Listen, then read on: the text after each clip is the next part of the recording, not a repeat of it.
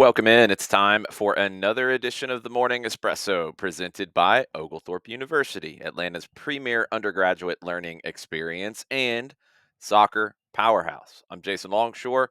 All the soccer news you need to know to get your week started on Monday, March 17th.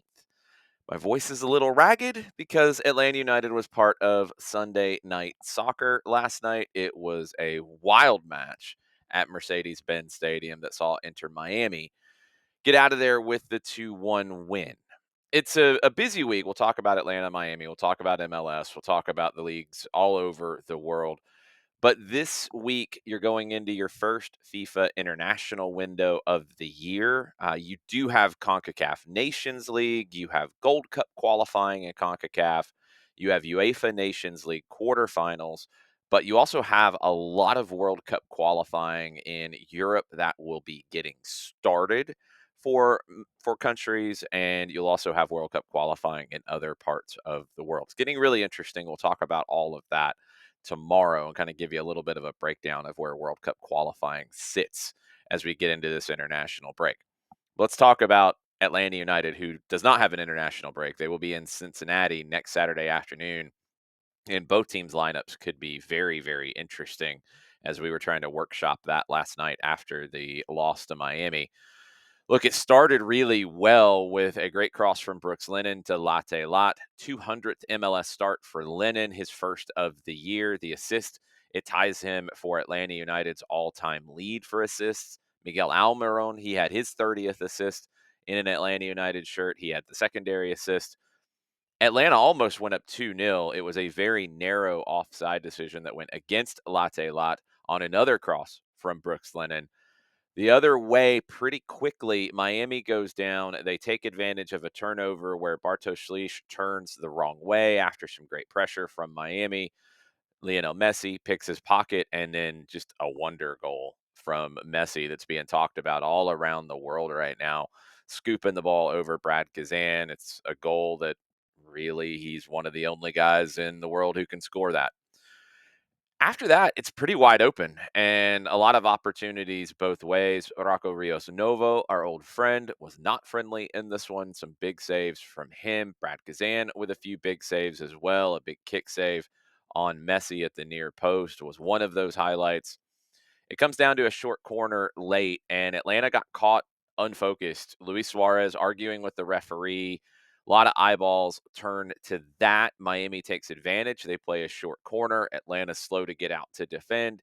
Jordi Alba hits a deep cross to the back post, and Fafa Picault shows his quality with this header. He's falling back, so he's not able to get a ton of power behind it, but he places it into the far side netting, and it just agonizingly trickles past Gazan, past Williams, into the back of the net.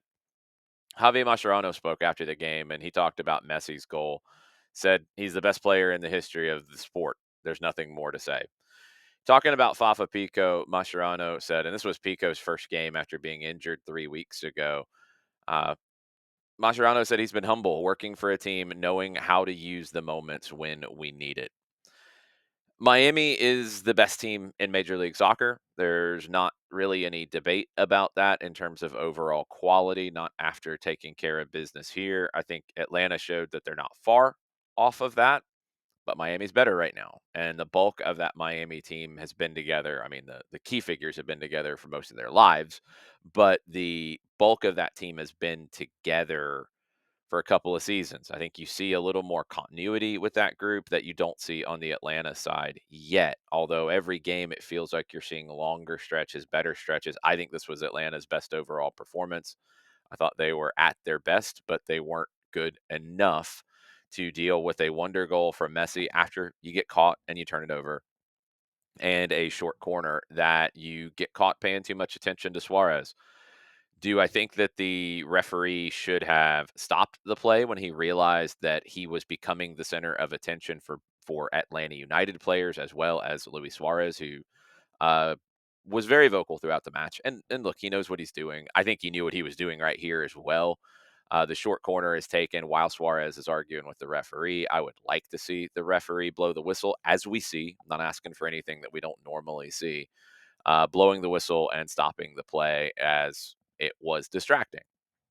Thing is, you can't get distracted. So it's, in my opinion, on both sides of that. I'd like to see the referee restart the corner because of the, in my opinion, intentional act of diversion from Luis Suarez, and I would like to see Atlanta United players not get distracted in that moment.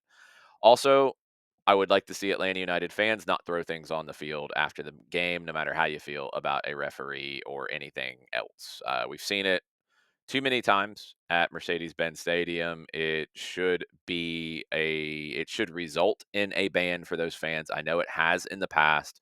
It is absolutely unacceptable. People can get seriously injured, and it is in no way indicative of, I think, what this fan base is. It is a few individuals who can't act right in public, and there's really no excuse for them.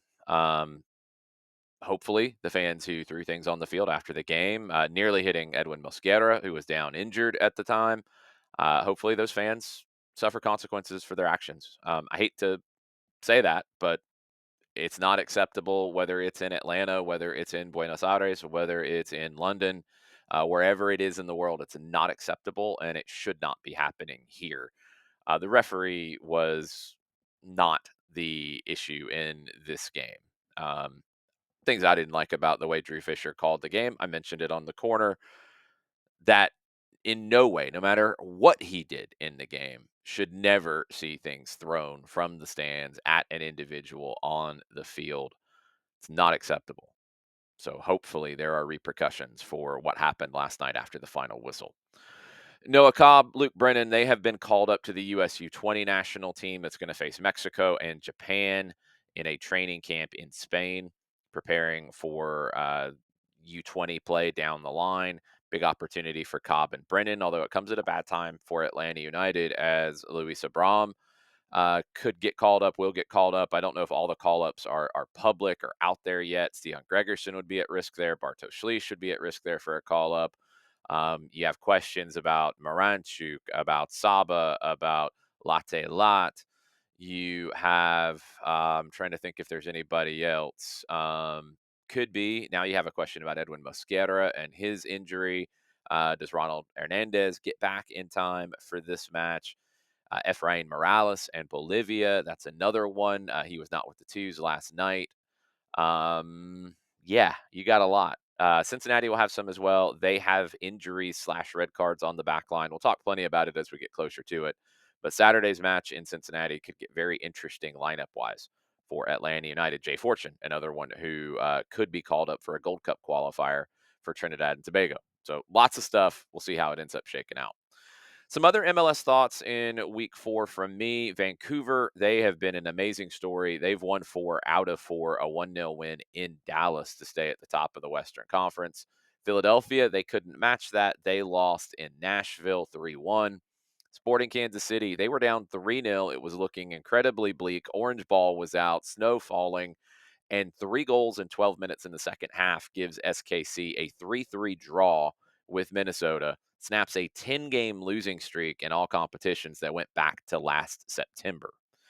Austin, who spent a lot of money on the attack, they shut up shop defensively. They got a goal at LAFC, and they ended up giving LAFC a little bit of their own medicine, getting the 1-0 win there.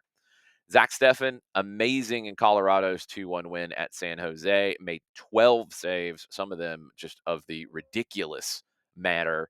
Really good performance from Steffen, who was called up for the U.S. men's national team for the Nations League semis and final. Some people had thoughts about that, probably deleted after his performance on the weekend. NWSL kicked off their regular season over the weekend. The defending champions, Orlando, they set an NWSL record for the most goals scored in an opener, 6-0 win over Chicago in front of 19,000 plus at Inter & Co Stadium in Orlando. Barbara Banda, 2 late goals and an assist on Julie Doyle's goal. Mac Whittam became the youngest player to appear in an NWSL regular season match at 14 years and 8 months old. Came on in the final minutes of Gotham's 1-1 draw at Seattle. Sydney Leroux, she announced a day before the Angel City opener that she was going to take a, quote, step away from soccer for her mental health. Alyssa Thompson's second half goal earned Angel City a 1-1 draw in that opener.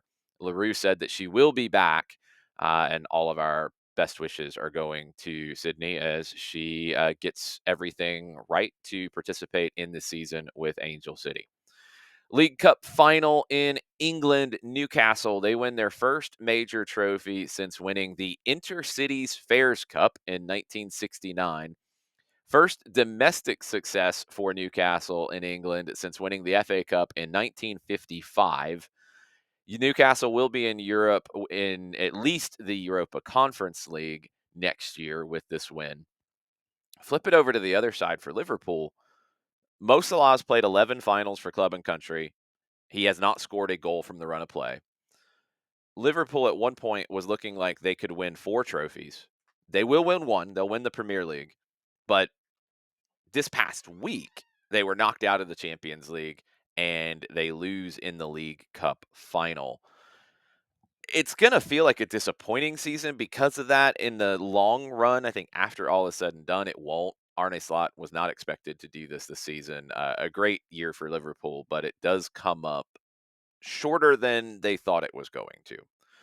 Speaking of teams that were bouncing back from disappointments in Champions League, Atleti, they were up 2-0 on Barcelona 70 minutes in La Liga. Barca came back to win 4-2. Just an awful week at the office for Atleti. In La Liga, Real Madrid, they are in second place. They won 2-1 over Villarreal. Carlo Ancelotti fired up afterwards because they played 67 hours after the Champions League win to go to Villarreal. He said they'll refuse to play if they're not given at least 72 hours rest between matches. We will never do it again. Ancelotti says they shouldn't be in that situation. That's poor scheduling by La Liga, and that should not have happened. Barcelona's match with Osasuna that was rescheduled an hour, maybe minutes before the match after the tragic passing of Dr. Carlos Miñaro. The date that has been set for the rearranged game is March 27th. That's on Thursday, about a weekend, about 10 days from now.